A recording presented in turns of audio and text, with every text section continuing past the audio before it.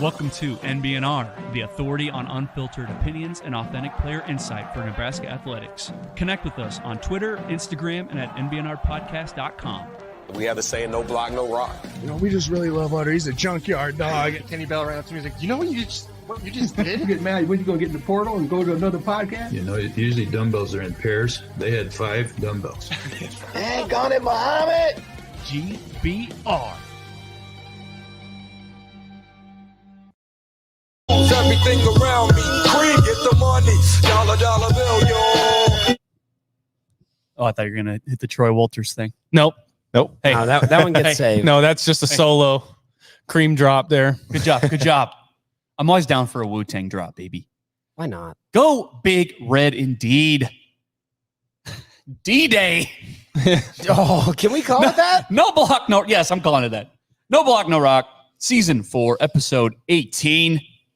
At the Nebraska Brewing Company tap room once again, like always, 108th and Harrison in La Vista, Nebraska, 68128.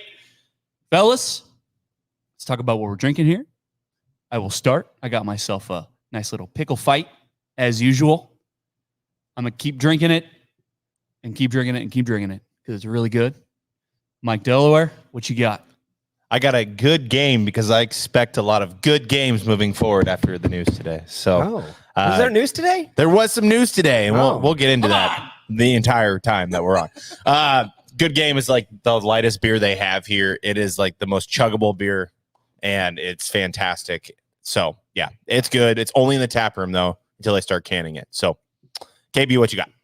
I'm rocking with the Hefeweizen. It's like one of the 3 beers that I constantly drink here. The EOS. Yeah. Mike calls it the best beer on tap. That is 1,000% the best beer on tap at Nebraska Brewing Company. We got about 48 people in climbing watching us live here at Nebraska Brewing Company. We're at 50 now. Yeah, let's go. We were at 50. There it is. They must be looking for some insight. Yeah, it's weird. You bring on a guy like our special guest, and you get a lot of listeners.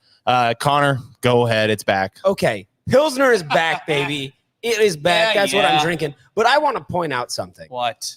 I get shit every episode. Indeed. When I drink Pilsner. And I've got Jared on, I think, week 7 of Pickle Fight. At least. Mike on like week 5. This is week 1. No. I drank the Hefeweizen last week. Then I drank the Good Game. And then before that, I drank the Pilsner. I switch up every week. Oh, yeah, you did. Our viewers are dropping. Yeah, they are. Literally. We're down to like 5 now. Yes. But yes, I'm back on Pilsner. We do have a special guest. Jared, do you want to do some introductions here?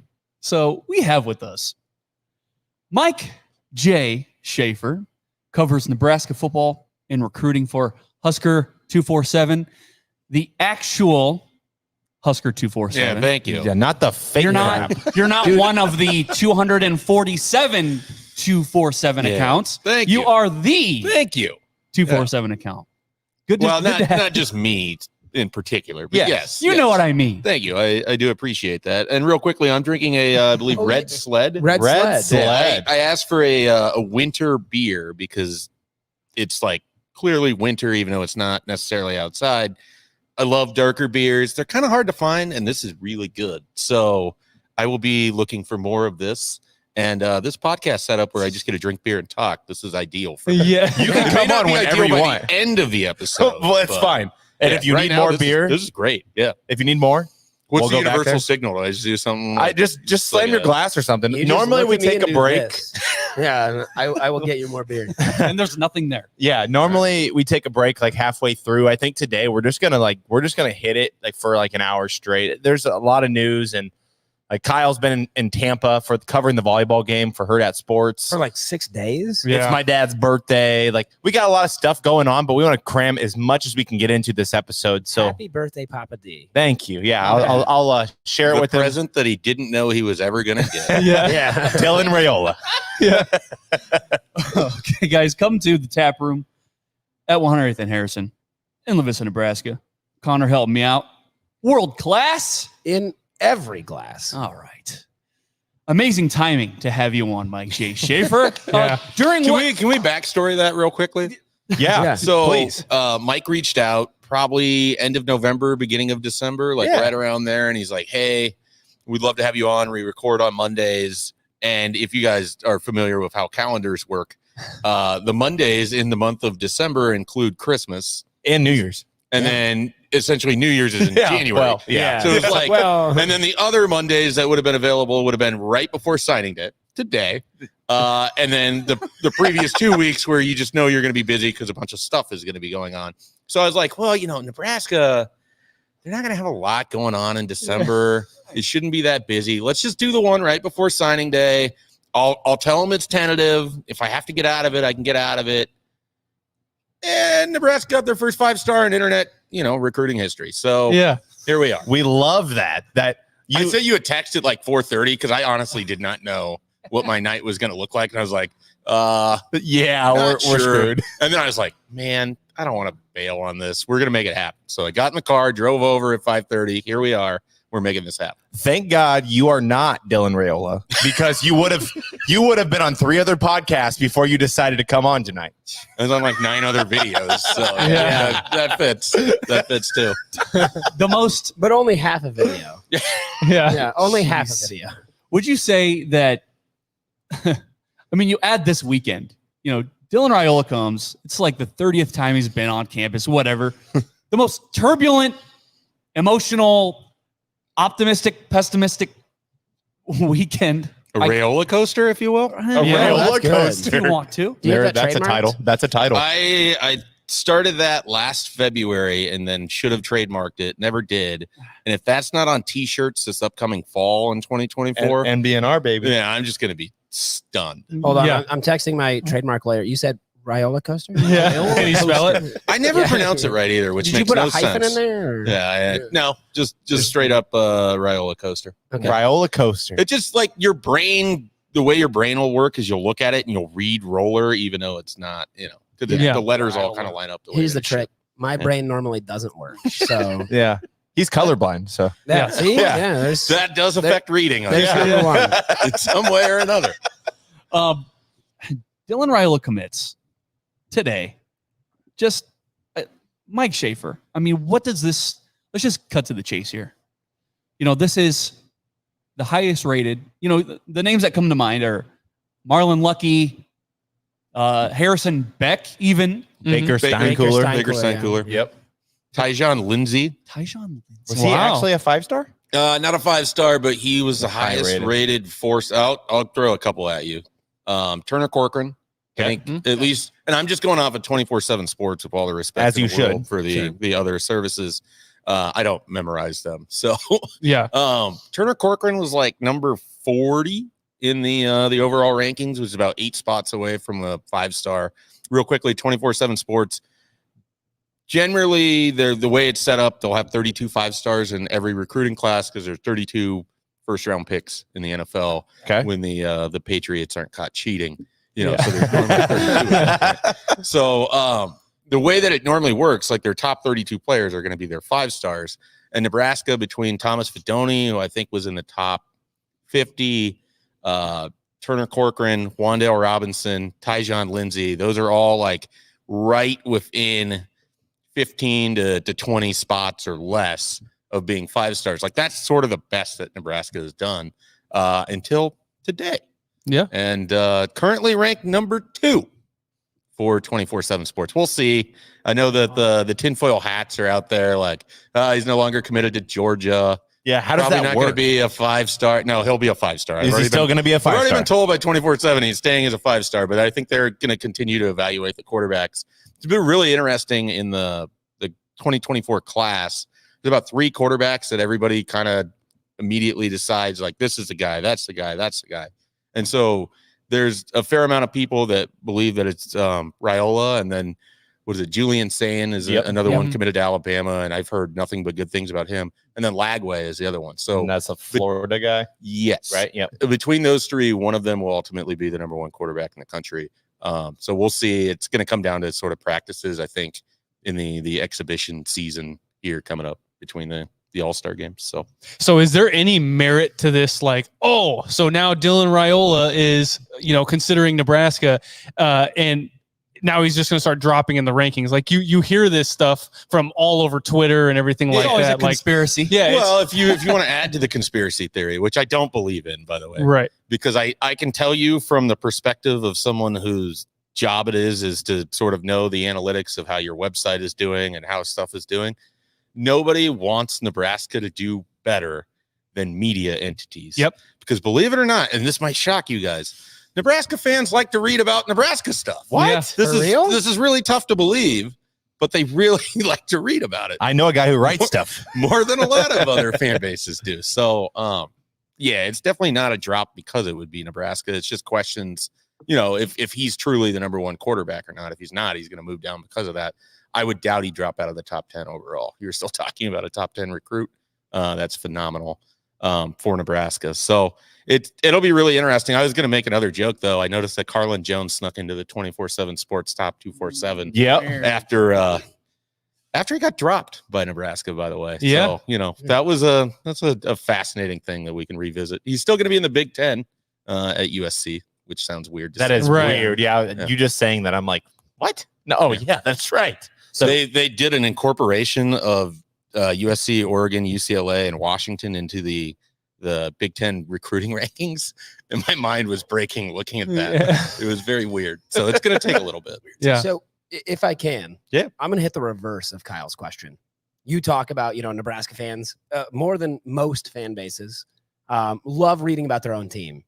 Are there times where you're kind of thinking like we should boost his rating? Write an article about him, get those Nebraska clicks. Nice thing, no, I've had this question before. The nice thing for me is I very quickly realized I want absolutely nothing to do with the evaluation side of things.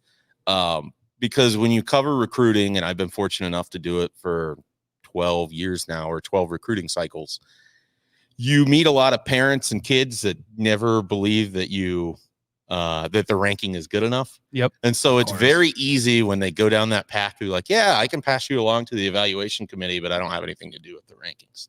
So as long as I can say that, I can kind of quell every one of those conversations really easily.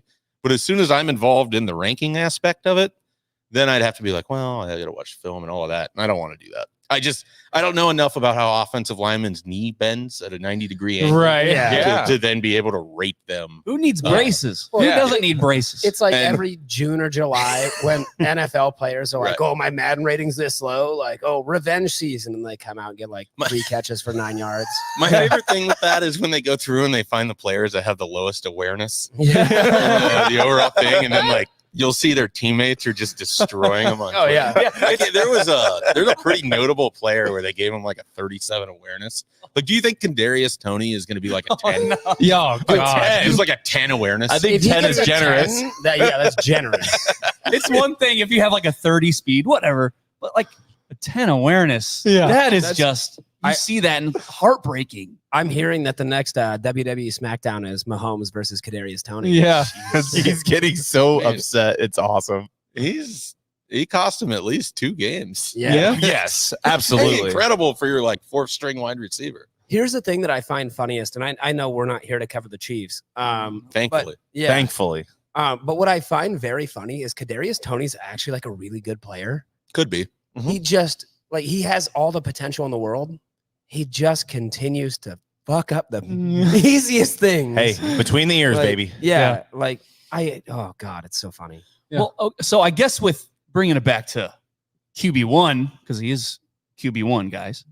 I guess. Really? You think so? Yeah, I think Chuba? So. No. Stop. Heinrich? You wanted to be Harburg, 5 and Danny 7 Cameron? Is it Harburg season again? Jarrett Sinek getting in the portal and coming back from South Dakota? Yeah.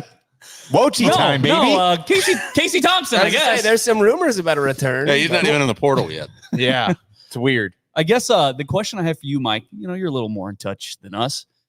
Barely. Yeah. Is there anyone else kind of on the radar that now that Dylan is on board that, hey, I want to play with that guy?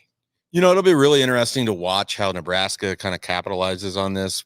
First of all, I would anticipate some level of media blitz between Rule, Dominic, Raiola. We'll see if Dylan pops up at some places.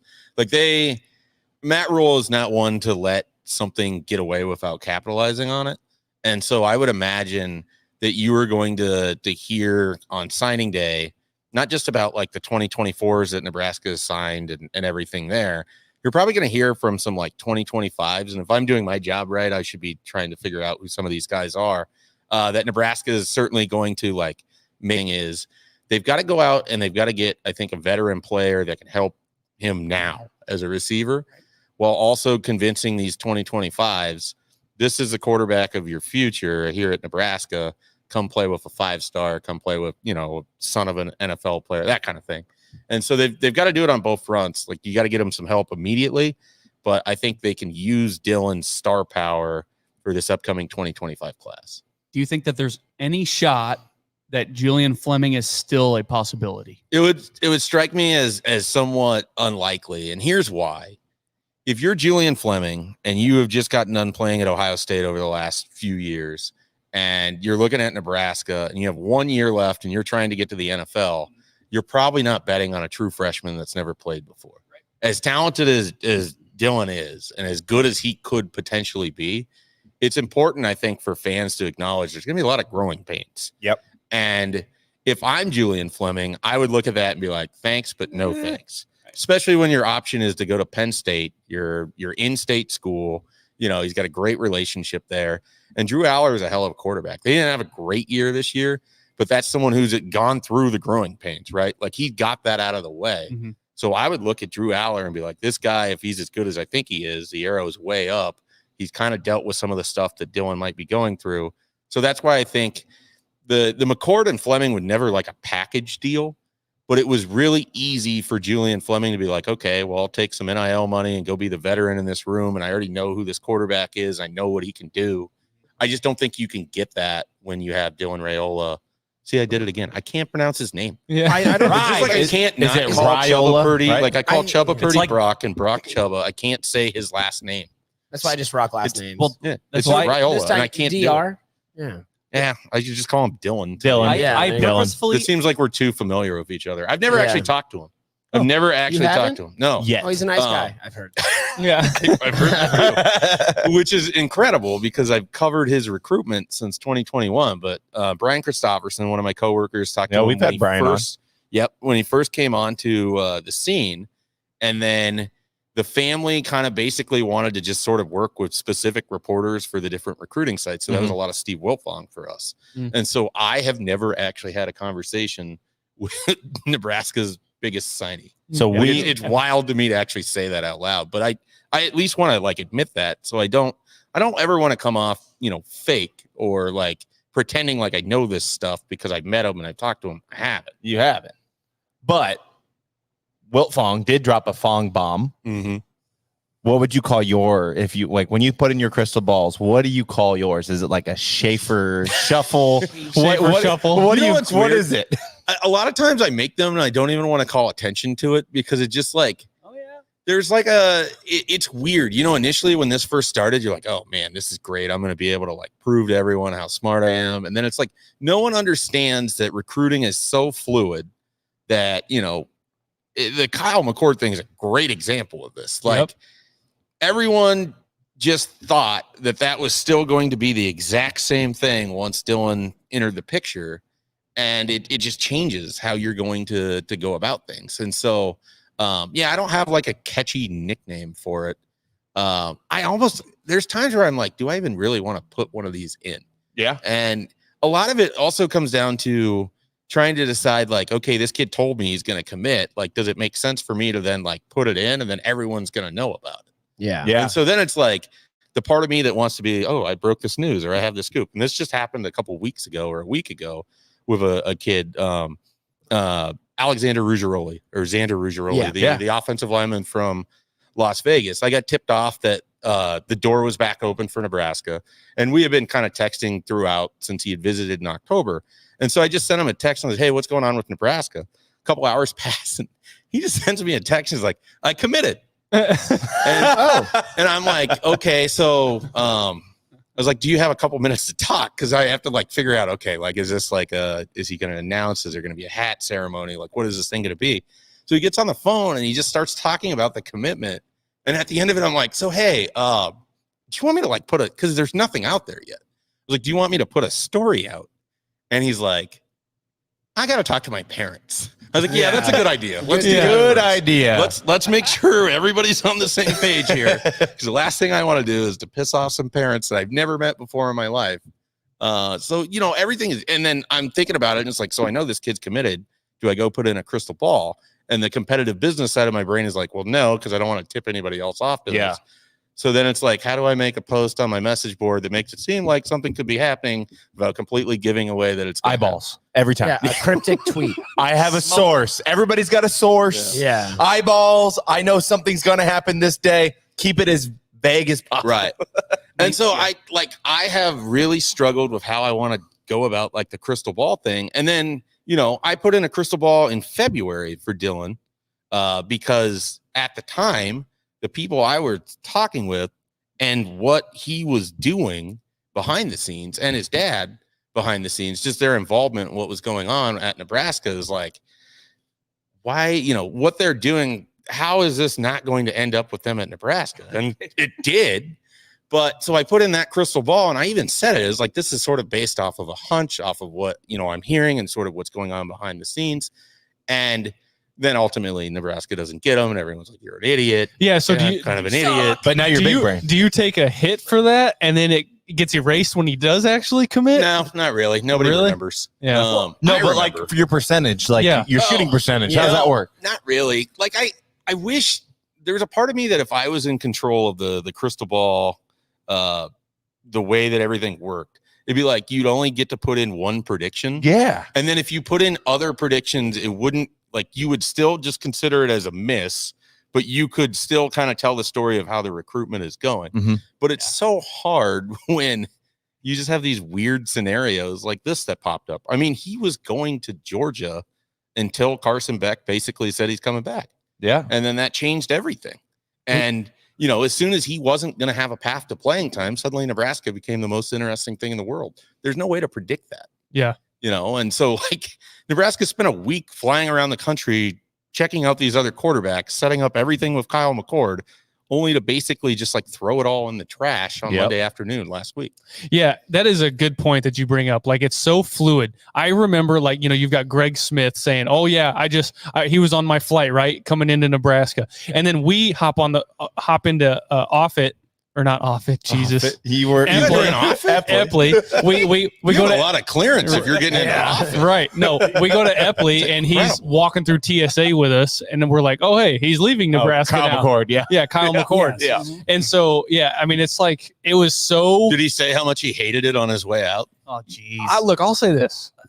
It didn't look like he was enthused. That might just be because he just went through TSA. He did not look like he was very chipper when we saw him. Well, unless you get if you're a chipper free, going through TSA, I don't know what's going on. Right. unless you get a free for grab, it ain't worth it. Right. Well, you hear McCord's visit went awesome, and then there's other people that say his visit went shit. Yeah. Mm-hmm. Which one is it, people? I think it went shit. Well, I mentioned this on our own podcast last week. At 9 a.m. on Wednesday, I got information, and Chris Hummer actually was posting it on our message. Like, the visit went terrific for both Julian Fleming and for Kyle McCord. We're getting a signs ball. are great. Everything's fantastic. Cool. Crystal ball. At about 4 o'clock, about 30 minutes before everything just sort of went completely south with Kyle McCord, I get a phone call from someone else in the 247 Sports Network, and I'll leave their name out of it. And he's like, hey, I've got a source into the McCord camp, and it sounds like everything was terrible and it's not going to be Nebraska. And I was like, oh, so it was the greatest visit of all time this morning, and now everything is terrible. I wonder what might have happened in between. Maybe shit.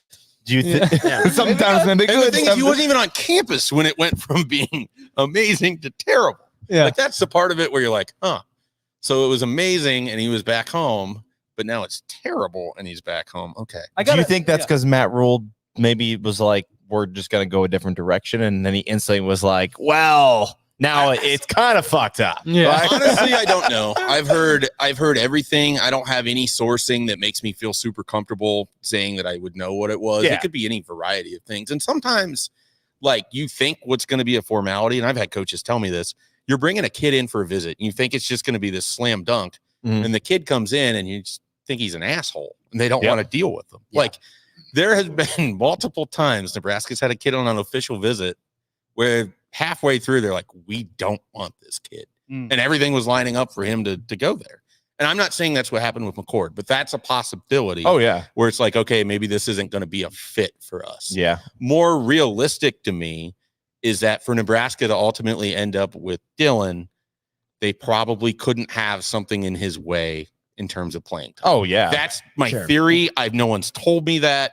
But I think 2 + 2 generally equals 4. Yeah. Unless we're doing the new age math that I know nothing about. Right. Well, can't and count anyone. can you imagine one bad pass and Well, Dylan's on the roster and I the mean, crowd's you guys- going to be chanting, Dylan, Dylan. And they're going to say, Raiola, all the wrong way. Listen, I just want to say really quick. I purposefully went to the TCU volleyball roster, and it has the little ear right next to Taylor Raiola's name. And I clicked it, Raiola, like bread. Like rye, like bread. beer. Yeah. So sorry, just had to get that out. Whiskey. So I don't know why I started saying it the wrong way. And then it's just, I have not been able to correct myself. It's out of okay. it, so I forgive you. Thank you. I So- appreciate that. with what I feel like a lot of us thought McCord like, at one point feeling like almost a formality. Now going to Syracuse, Raiola, whatever you'd like. Right. So I was told to think of it like this: Rye is smooth, and his play is supposed to be smooth. yeah. So you Rye put those two or- things together. Okay. So him, supposed to be committed to Georgia, coming to Nebraska. My thought for you, like the Fong bomb. Or bong. I said last week, I was like, we got a fong bong for Yeah. Dylan Raiola. Those were I don't know if he participates, but I can ask him. those were his college days. Only in college. That's when he was dropping fong bongs. Hear me out. That's where he got the idea. For Yeah. the eventual bomb. When you get those big flips, I'm thinking Schaefer shakeups. Ooh. That's I not already bad. texted my lawyer. I'll give you the trademark. And then if he misses, It's yours. and then if he misses, it's a chafe. Yeah. I don't know. I'm just Yeah. I don't know. I feel like my last name doesn't go particularly well with anything. I don't know. yeah, it doesn't. It's hard to rhyme. Okay. Yeah. So I mean, I had to go to- I had Mike to is go- pretty easy. As a Yeah. fellow Mike, you can rhyme anything with Mike. I had to revert to chafe, for God's sake. Right. But so I appreciate the creativity. we touched on obviously like Nebraska allegedly still in the Julian Fleming market. You're saying it's less likely. Yeah, It's a big gamble. I would be shocked, but maybe you can throw enough NIL money to make it worth Yeah. interest. That's the thing that changed the whole game in terms of recruiting. Like the stuff that you would always sort of rely on 5 years ago is different now because it's like, well, what if Nebraska just decides to give this guy, $1 million. high-end 6 figures Yeah. and because they need a wide receiver? I don't know if they're capable of doing that. Yeah. And there's a lot of misconceptions of what that actually looks like. It's not just straight cash. It's never straight cash. I can't say that enough times, and I will still get asked. What? So they just get like a check? Yeah, straight Yeah. from But like in no. a McDonald's bag, right? There's no like bank account where they're just drawing that cash out of. Yeah. But, yeah. So that'll be interesting. But so a two-parter question. Mhm. One, let's, for the sake of this conversation, assume Fleming is likely not coming here. Is there another receiver in Nebraska's like scope of possibility that's there? And if not, do you see these young receivers that Nebraska has that, in my opinion, they're young and they're talented? Do you see them just focusing on developing them as opposed to trying to grab a veteran receiver like a Julian Fleming? I think no matter what, they're going to go get a veteran receiver. It's just going to be like, what level of good is that veteran receiver? I wrote about this actually when writing about just kind of thoughts for Dylan Raiola here for this upcoming year. I mean, Billy Kemp was essentially kind of Inoa in terms of overall what he could produce on the field. He had like 305 yards, but he also can't throw the ball to himself either. Yep. But Nebraska got Billy Kemp in late December, early January. Like that version of player is still going to be out there. And there's also something else that we haven't talked a lot about as a just, covering recruiting and covering the transfer portal. It's still the bowl season. There's a lot of guys that when they get done with their bowl game, they are going to move on to another program. So there's still going to be other receivers out there. I still expect Nebraska to get one. But the more interesting part of what you asked is what someone like Dylan Raiola can do for a Jalen Lloyd, for a Malachi Coleman. I mean, one of the most disheartening things that happened in the month of November was that these receivers were out there and getting a ton of reps, and they were open. Yep. And they could not get them the ball in rhythm more often than not. And I think about, like, we all watch enough football. We've all probably played football video games. Mm-hmm. Easiest thing in the world is the drag route that you dump off to someone with some speed, and then he turns the corner, and then he's just gone. And you have Malachi, you have Jalen Lloyd, you have that kind of speed. Jaden Doss is not slow. Demetrius Bell, upcoming, a guy that everyone should know on their radar for next year. If Dylan can hit some of those passes, I mean, those guys can really help you more than they did. And a lot of it was they just had to be big play threats, and it just had to be perfect. Yeah. And I think Matt Rule's offense and what Marcus Satterfield, what those guys want to do is build off of play action to where you can take some shots down the field, but they could also have had some easier throws in there. And it just didn't feel like, whether it was something that wasn't in Heinrich Harburg's game or Jeff Sims' game, or Chubba Purdy's game. Chubba's game was entirely like, here's the play call. When the play breaks down, that's when the real play is. Right. Yeah. He's the junkyard. I mean, he's entirely off schedule. I mean, he's just never going to be an on-schedule quarterback. And so it's hard to call an offense for that. Yeah. And like even that Jalen Lloyd touchdown wasn't necessarily like the most on-schedule play. It just worked out. Just made it work. Yeah. So I have to imagine, and maybe this is just my kind of personal bias. Tell me if I'm wrong, Mike J. Schaefer. I have to imagine that Dylan wouldn't be coming here if Marcus Satterfield was the quarterback's coach still. Do you think that's, what do you think about that? I really don't think that's as big of a deal as other people probably think that it is. One, I don't think he's going to be the quarterback's coach. Like I would be surprised if there's anybody in Nebraska's media that thinks Marcus Satterfield's going to be the quarterback's coach next year. But fandom. It sure seems like he's going to move back to what he was supposed to be doing, which was coaching the tight ends. And then they will go find someone that seems like he's going to be coming from the NFL to be coaching quarterbacks. There's no done deal on that. I don't have any inside info there, but I don't think that's like a deal breaker at all in this whole thing, because these guys, Mario Verduzco used to get really pissed about this, but these guys all work with their private quarterback coaches a ton. Mm-hmm. And you can bet your ass that Dylan has been working with someone for years. Jeff Christensen. And you're not just, yes, exactly. Yeah. And so you're not just going to, like, Marcus Satterfield isn't going to have him and then erase those years worth of work just because he happened to like spend 10 minutes in the meeting. Wouldn't that be something? Right. Wouldn't that be something? You're throwing this way. I actually want you to throw this way. Yeah. Underarm. It doesn't quite work like that. So I'm not super, I don't feel like that was ever like as big of a part of it. Okay. Honestly, the single best thing Nebraska had going for it is also what tanked its 2023 season. It has no quarterback. Yep. Yeah. But we can talk about the idea that his dad's name is on the stadium. We can talk about the fact that he's been here a million times. We can talk about the fact that his NIL money is probably going to be bigger and his presence is going to be bigger in Lincoln than it will be anywhere else in the college football landscape. The thing that mattered is that there was no one in front of the line at quarterback, and he just put himself there. 100%. Like, I am first. So you're saying Dylan Raiola will be the quarterback next year? I mean, assuming health, I don't see how any way this isn't what it's going to be. Yes. I mean, he didn't come here to be anyone's backup. Correct. I think that has to be the mentality that everyone thinks going into the spring, and that should make for a really fun spring. And I can already imagine how Nebraska is envisioning advertising the spring game ticket sales. And those are probably going to go really, really fast. You think a sellout? Signs. Whatever they have for total attendance, because I don't know if the whole stadium will be available or not. It should be this year. But I mean, it'll be, I bet it's at least 75, 80,000. I'm $10 excited. a pop on a day. Yeah. Like, it's late April. The weather should be solid.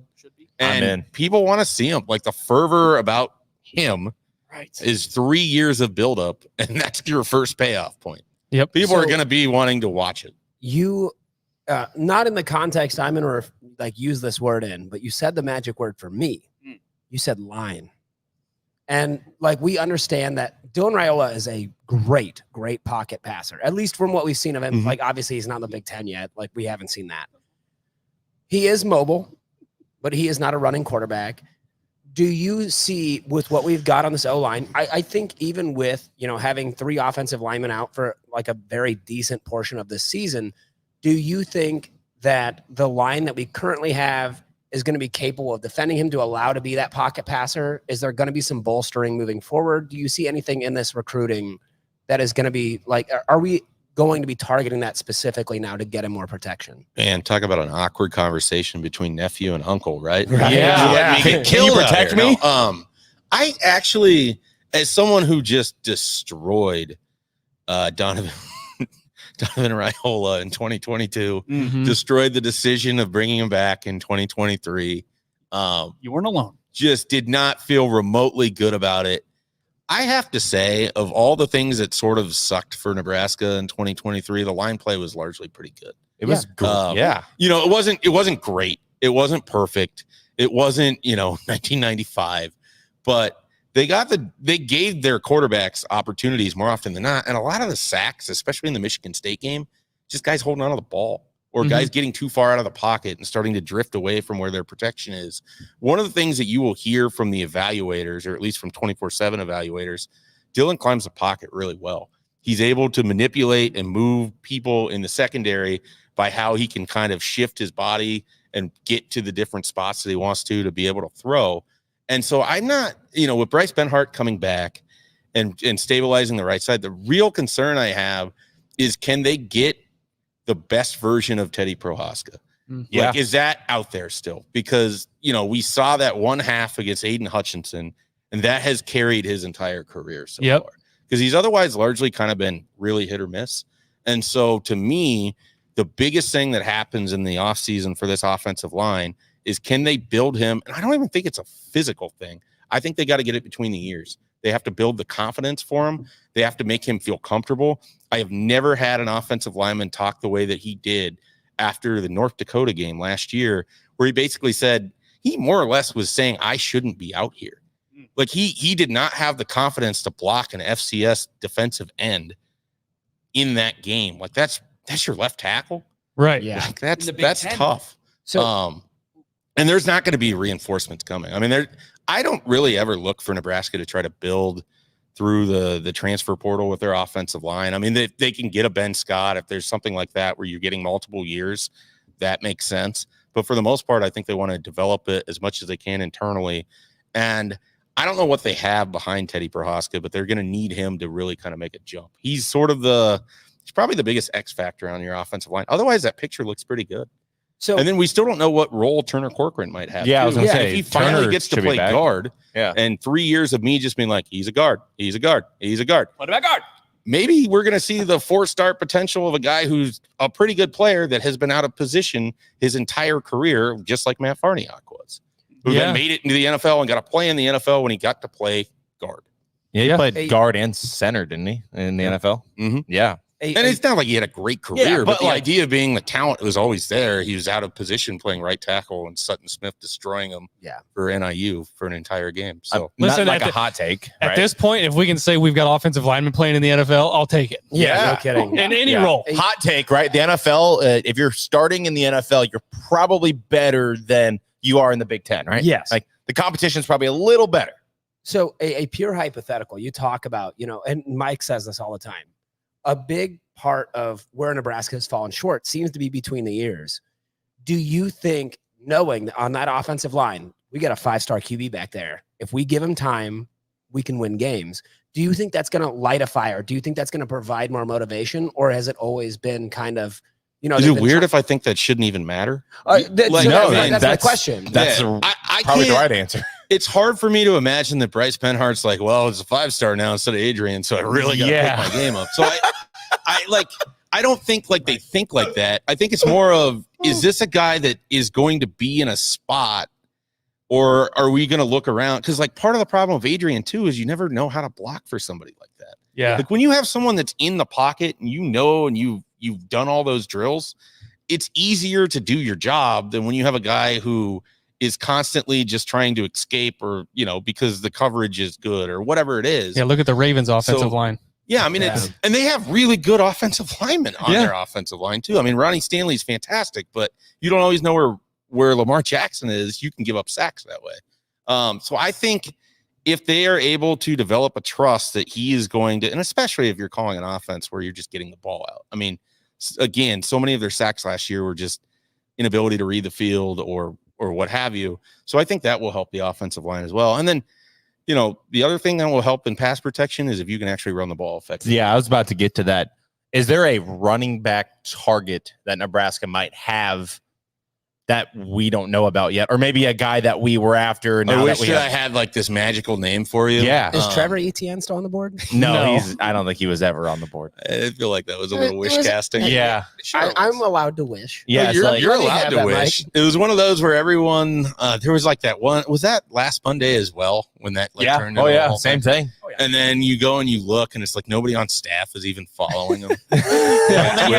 Prince Lee.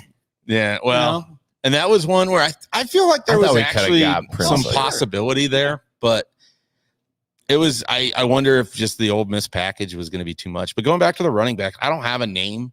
And that is probably the thing that I would be most concerned about looking at the news of today. And you look at like, okay, they'll find a veteran receiver, right? Mm-hmm. And you like their young receivers. I like Emmett Johnson. I'm not in love with anything Nebraska has done at running back since roughly 2013. So that is an area that I am just dumbfounded that, I mean, I'm probably a little older than you guys, maybe. I don't know by how much, but you're not older than this guy. No way, right? Oh, he's older than me. I'm just kidding. But like my entire childhood growing up, Nebraska was loaded at running back. Like there was like 1 year where Josh Davis was a starter and it was like, well, this doesn't look like anything I've ever experienced. Yeah. But then immediately it turns into Corey Ross and then, Brandon Jackson and then Roy Halou and Rex Burkhead and then Amir Abdullah. And he's so good that Aaron Green and Braylon Hurd don't stick around. And then it's just like dies after. Yeah. Pretty much has died since. If you also look at Nebraska's record, it's died roughly around the same time they stopped having a really good running back too. And so I would love to see Nebraska get back to where the running back really matters, where you've got someone that can be a difference maker, where he can take the pressure off of your quarterback. I mean, so much of the 2010s and 2020s has been quarterbacks just got to make a play. Well, he doesn't have help enough time. I mean, Divine Ozigbo was fine. Yeah, he has that breakout year. Yeah, but that's not good enough. Like at a place like Nebraska, you should have a stud running back, and they haven't been able to evaluate them. They haven't been able to develop them. They haven't been able to keep them healthy. Mm-hmm. I don't know why. It just seems like this is a place where you should have a running back. In a broader sense, not only just Nebraska. In a broader sense, you have to have a solid running game in the Big Ten. Yeah. Like it's the whole conference. Purdue's about the only team that's ever had success where it's just like they just kind of whoever was a running back was a running back. And even the year where they went to the Big Ten title game, wasn't King Daru was at least solid or whoever it was. Yeah. They've had some weird Austin Horvath or whatever. Yeah, Horvath. That's some strange. That is a name that I have not thought about. No one should think about that. Even his parents are like, "Oh, you play football? Really?" Yeah. Yeah. Hey, Adam, come on over. Good for you, champ. Yeah, whatever. Austin. Yeah. What have you been doing? You are hearing that this name, Dante Dowdell from Oregon. I don't know if you have any. I don't have anything on it at this point, but yeah, it's one of those things you see. You've seen it pop up, but I haven't. There's no smoking gun linking Nebraska to it at this point, and there might not be until someday he's just there. But it's also it's just one of those where it feels like so much of it too is, are they going to commit to it? If they get a guy, are they going to commit to someone? And we saw very early on they struggled to do that in the Minnesota game. By the time they committed to Gabe Ervin, he had the injury that basically took him out of the rest of the season. I wonder how that season plays out if you have Gabe Ervin, the rest of the year. And I don't want to take anything away from him. I don't think that he's anything particularly special either. So I would just like to see Nebraska get to the point where they have a running back that they trust and that they're willing to give the ball to in critical situations to make life easier for everybody else on the offense. Like, can we get a 20 carry guy, please? Right. That's all we've been asking for. Like, you since know we who started look really good in this offense, like a Dedrick Mills. Yeah. Like you're not even asking for a superstar. You're asking for a guy that you can just volume carry the ball and make it hard for defenses and keep them honest. Right. And Average 3 yards a carry. We've just been asking for like a Braylon Allen at Wisconsin, or like a well, that would be pretty cool.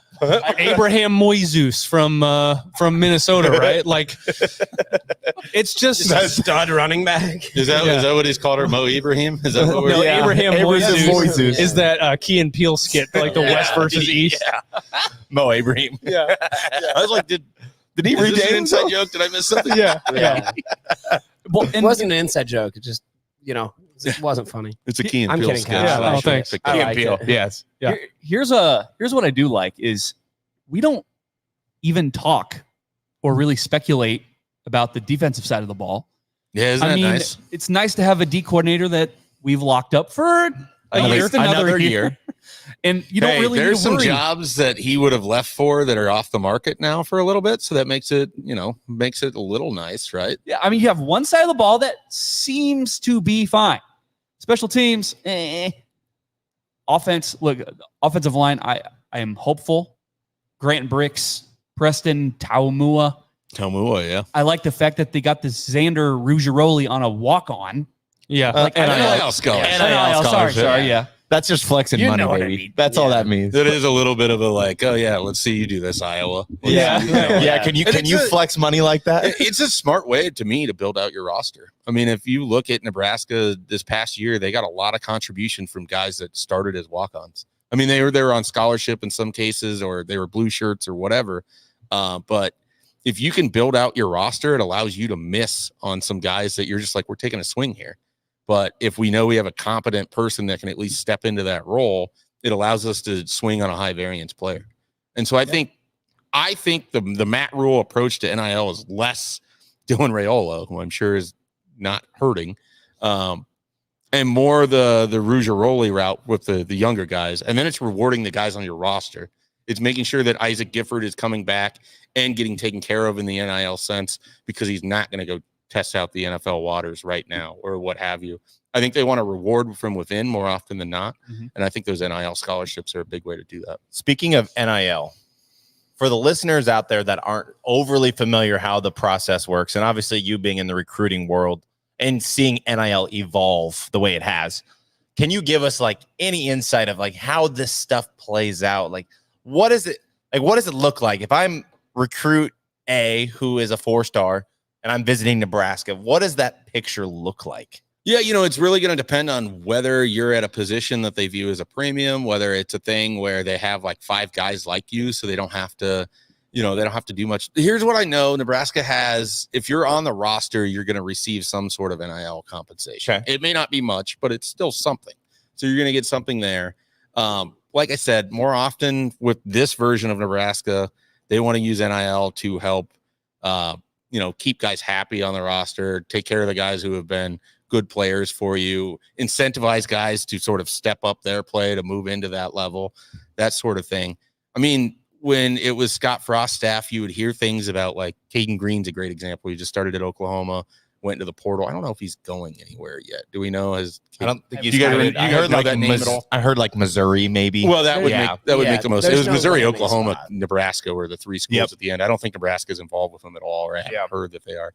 But like, I remember hearing from other people on 247 Sports Network where it's like, yeah, Nebraska's got like a 6-figure package for Caden Green. And I think a lot of people think that just means it's going to be straight money, but really you're going to get a leased car in there and the value of that car is pulled out of that package. Okay. Yeah. You're going to have a furnished apartment and the condo is going to be pulled out of that package. And the furniture that's coming from one of the NIL places is going to be pulled out of that. So it all works against financially. So you're set up really nicely, but it's not like you're just getting this as straight cash. Okay. Sure. And so it's more of, I refer to it as like a package, because there's different stuff in there that's taken care of for you that cuts against the overall total that you're going to get. Very, very few guys are just being handed a check and being told, thank you. Yeah. There you go. It's total valuation versus cash evaluation. Yes. And I think the other problem is that there's no transparency for any of this. So if some Twitter account is basically like, yeah, Cam Ward is getting $2 million offers from 7 programs. Husker 247.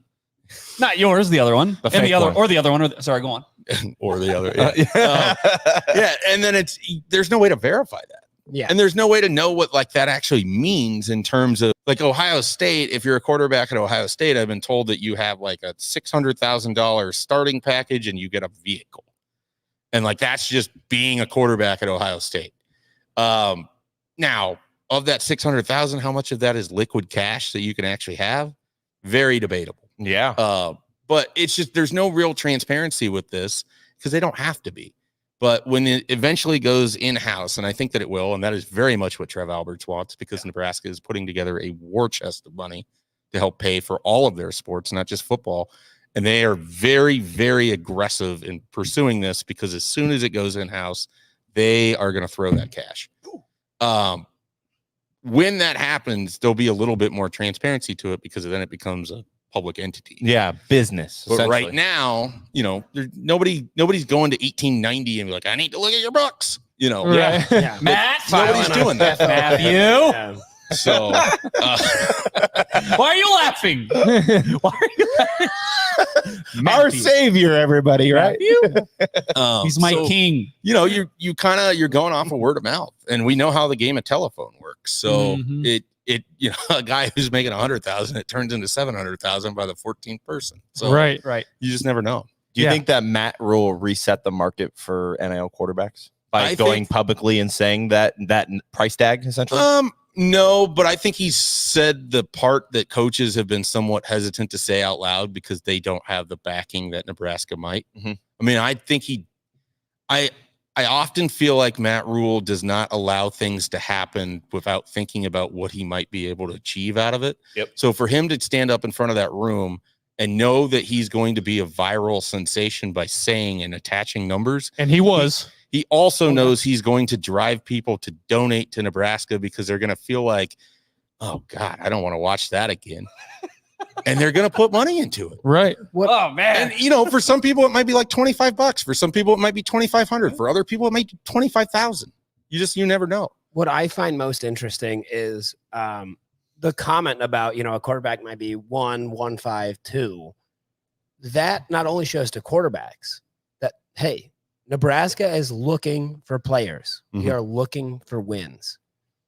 Do you feel in your mind that other players, other positions, wide receivers, linemen, linebackers, running backs, whatever, see them like Nebraska is very serious about this?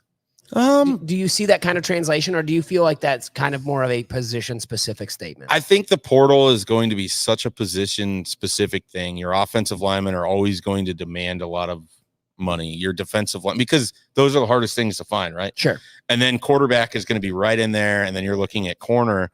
The positions that are never going to get as much money out of the NIL, linebackers, there's a million of them. Yeah. Running backs, there's a million of them. Nobody knows who's good and who's not.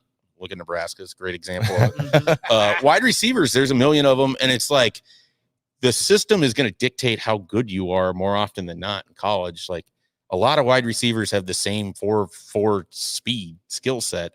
They have similar hands. They don't necessarily play for a program that's going to get them the ball 60 times, So I think your premium positions, pass rusher, quarterback, corner, protectors, your offensive line, those are going to command almost all of the money. Everybody else is squabbling over the scraps.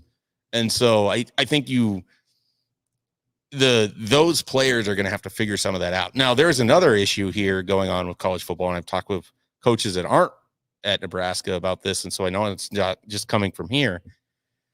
A lot of guys think just because they started games means they're going to get a lot of money. Right. It does not work that way. No. Like, congrats, you started 13 games from Toledo. That doesn't mean you're going to get $250,000 to go compete for a starting job at a Power 5 school. Right. Chances are, if you're getting big money, you're either a complete stud and everybody knows it. You play a premium position and you've got years of experience.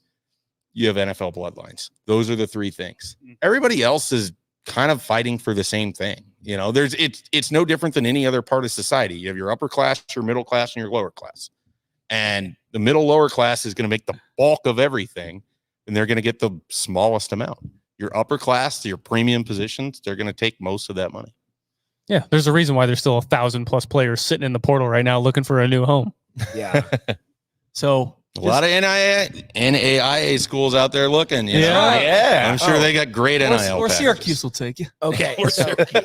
I They're sent looking it- for anybody. I sent a screenshot to our group chat earlier today from the NIIA championship.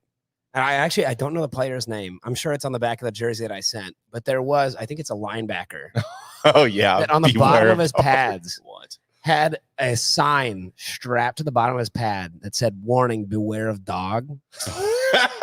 And tell me that's not the hardest shit you've ever heard. NAIA though. Like, it was the NAIA national championship. Who gives a shit? I mean, it's Mike, not. how he many hate natties me, have you but won? It's pretty good. Yes.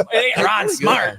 None of us I have thought won you were going to say he natties. had like his Venmo on there. Oh, that would be Because awesome. That would be That whole thing about, I don't know who, like, Bill Bush. yeah, the Yeah. whole thing about, like, We were might- talking about that last week, and he's like, "Man, you know, guy makes a big interception, and they just flash up on the There it scoreboard. is. Like, Pay up. There's his Venmo." Yeah, pay him. And I immediately thought of, I don't know why this is the play I thought of, but when Gonzaga beat UCLA on a half-court bank shot from Jalen Suggs, Mhm. Oh, it's yeah. like if his Venmo went up in that moment. Oh, yeah. How many people in Vegas that made money that cashed in on that are Oh, just like, "Oh, I'm giving him a share." I love Oh, hell yeah. Well, see, that's where I come in, and I shoot a Venmo request for like $50. Yeah. And hope that he just clicks it without looking, and I make money off of his great play. Smart. Yeah. What you got to do, man. So we're gonna close this out, but before we do, I got to ask. I'm gonna put you on the spot here. Sure. Uh-oh. Have you ever, like, Do I have to put my fingers up? Yeah. Never have I I'm ever. drinking there. We're around a table. like Nebraska's head coach? Have you ever drunk tweeted Yeah. Yeah. Yeah. from the 247 account? Oh no, I don't use that account a lot. I don't Okay. think my coworkers want me on that account a lot. Like you're talking about a commit, and you're just like, Okay. Oh no, Second part Vegas. to the I love question. Vegas. definitely not that. Second part to the question. Do you want to hang out for like 3 hours, and I'm just gonna feed you beers, Yeah. and we're gonna dream up some wild shit to tweet? Yeah. I mean, I don't see why this hasn't happened already. I mean, Red- you the gave red- me one beer. I've been kind of slow with it. Yeah. but Yeah. it was very good. But Yeah, got I don't plenty. I mean, I'd be curious to know if you know how much power you hold. You just start dropping crystal balls everywhere, and everybody's just like freaking out. Change your let's- crystal ball let's from call it- Dylan Raiola to Who was it? Ohio State. No, don't do that. Don't do that. we'll There call it the was, red State will burn. red sled, baby. There was a 247 sports writer who inadvertently put in a Nebraska crystal ball for Kawan Lacey. I saw that. Oh, And I meant to call him and be like, I hey, meant what Missouri. happened there? I think knowing how our system works, like you have the drop down menu, and I'm guessing Missouri was right above Nebraska, and he just like slid it a little too far. Didn't check it. Yeah, We have I like saw a that. 3-check system, so there's like no reason that you should make a mistake, right? You But check your list twice. when you make hundreds of these, you're just like click, click, click, boom, you're done. I guarantee that's what happened. I'll bet Because I you saw he- that go up, and I'm like, that doesn't You seem wrong. right. it's not gonna go well. That doesn't seem right. I'll bet you he probably gained like 13 new followers for about 5 minutes, Yeah. and then he lost them all. Look, So the blue checks probably got after him. They were Yeah. probably Oh, yeah. yeah. fake news. What are you doing? Blue Musk checks, is all blue over it. hairs. All right, guys. Is there anything else that you guys want to touch on? I know, Mike, you got your dad's birthday. Hey, relax. We good. We good. Just one thing I want to touch on very quickly. We don't have to dwell on it. I did wear this shirt intentionally today. Nebraska basketball did take down K-State. Yeah. Dismantled. 62-46. They went I into believe. their kitty litter and they dismantled. They declawed them motherfuckers. Yeah. So shout out Nebraska basketball. Fred Hoiberg getting it done. I believe that's what 8-3 now. No, they only have 2 losses. 9 and 2. 9-2. There we go. 9-2. I was one Yeah. game off. They pissed Um, down their leg against Minnesota and they got their ass kicked by Creighton. Yeah. So North going- Dakota and South Carolina State to close out non-conference play. So they could be 11-2 by the time they roll into conference. go Nebraska ball. Get Hey. dubs. That's all I had there. Oh, and I mean, quick shout out to the volleyball team that There you go. runner up the national championship. I mean, we were down there. I mean, it was heartbreaking, like doing those post game interviews. It was like a media scrum, like outside the locker room, and I mean, it was just, I mean, it was heavy in there. Did But- they look shell-shocked? Yes, Just watching it on TV, it just reminded me of like you just get absolutely punched and you have no response to it. Yeah. So it was stunning. I remember talking to Becca Alec after the Pitt win, and she had mentioned something like, Wisconsin lost that first set and against Texas. And she's like, that's so like demoralizing and everything.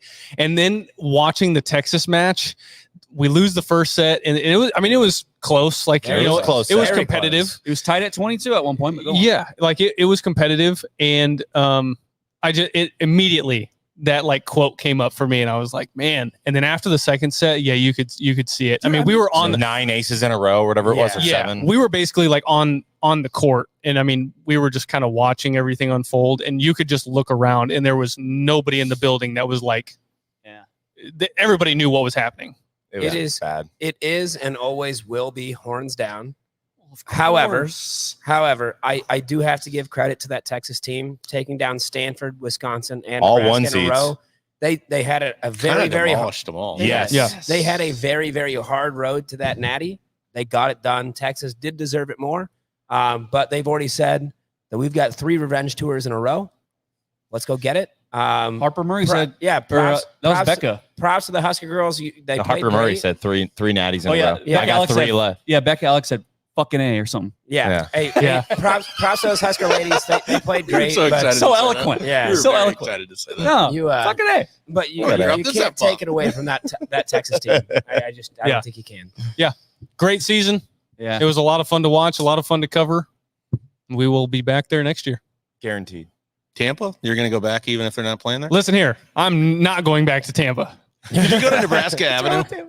Yeah, we did. Yeah. Well, it was right outside the arena. Oh, really? Yeah. Nebraska Avenue is that close to the arena down there? Yep. I've never been to crosses Tampa. right there. If it would have been Nebraska Nebraska Street, we probably would have won. There's like someone sent this to me once. There's a really hilarious advertisement for something called the Nebraska Mini Mart that's down there. That's like, it's like burgers, shakes, and then there's like mini golf or whatever. You've already sold me. Quit selling. Yeah. Well, and then I got like they sent it to me. I was like, oh, that's really cool. They're like, yeah, it's in the worst part of town. I was like, oh, that's great. Oh, cool. Yeah, we stayed in the worst part of town in an Airbnb and took some of the sketchiest Ubers I will ever encounter.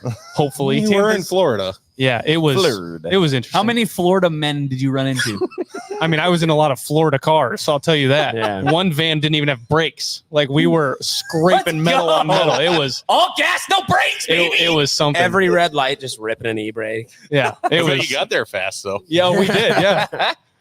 All right. Well, Mike J. Schaefer of Husker 24/7, the real one. We have to reiterate this, man. Thank you. They have way too many freaking followers. Why don't you guys like do My something God. about that? But gosh, They literally use like your logo on their. One of them does. Yeah. yeah, They also hadn't tweeted for like 2 years before, that was that other one. Yeah. Yeah. claiming that everything was going down on Sunday. So, Yeah. Mike, I have to tell Bro.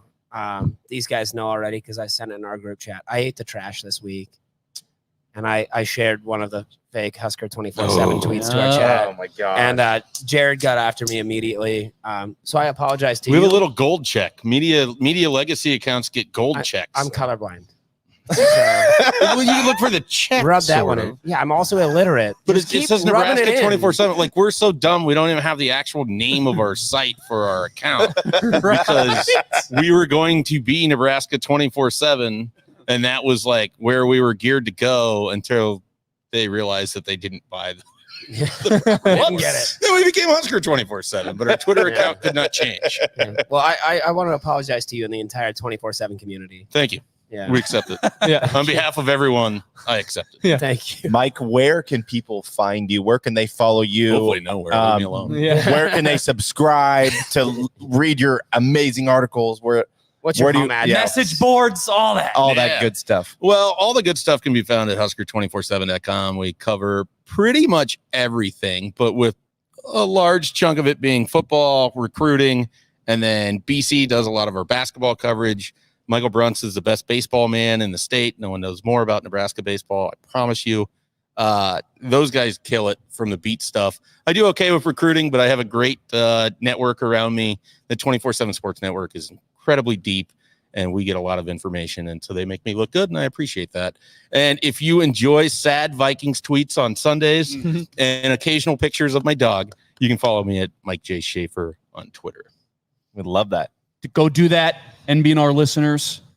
Please do that. Thanks for having me on, guys. We appreciate you coming on great. the busiest night of Husker year. The nice thing is that you have a lot of stuff written in advance for days like this, so it's not as much. A lot of things in the drafts waiting to be right.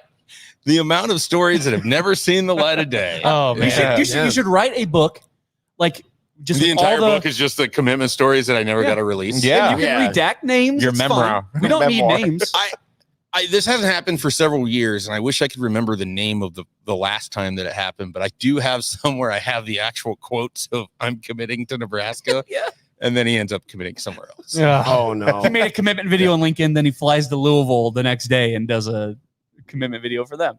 I forget his name, but Desmond Fitzpatrick. There it is. That's the one. You know, how does it feel to be you cover recruiting? I gotta think it's like being a weatherman in Nebraska. It's like, well, shit. Never mind. I mean, there's definite similarities, I'm sure. It's a lot of it is just like out of your hands, though, because your information is only as good as the minute that it's told to you, and then it's old, and then it can just be completely wrong or completely right or somehow in between. And the annoying thing is it's usually in between. Yeah. It's not normally one or the other. Yeah. So I don't know. You just do the best that you can. Try not to let everyone piss you off. And you listen. You do a great job. I'm sure you piss some people off, but that's part of the I like job. to piss people off. Exactly. Good. That's part of my job that I enjoy. I like to be a combative asshole. Yeah. It fits my personality pretty well. Mike, I think we're getting along very well. Mike, you'll definitely have to come on these here. red sleds. We're gonna get along. Yeah. Speaking of that, get him another red sled, you I'm asshole. gonna. More tweets. More tweets. We want more tweets. All right, guys, go to nbnrpodcast.com. Go to Spotify, YouTube, Apple, TikTok. Gosh, Facebook. Twitter. Go say Instagram. it. At NBNR Podcast, we are there. Give us a follow. Give us a 5-star review. Give us a listen. We appreciate it. We need you. I don't want to admit that, but we need you. Yeah. All right, guys, what do you say? We sign off? Yep. Let's do it. I'm one of your hosts, Jared Hall. Mike Delaware. Kyle Byers. Connor Cadillac. Mike Schaefer. As always, Dylan and GBR. That was the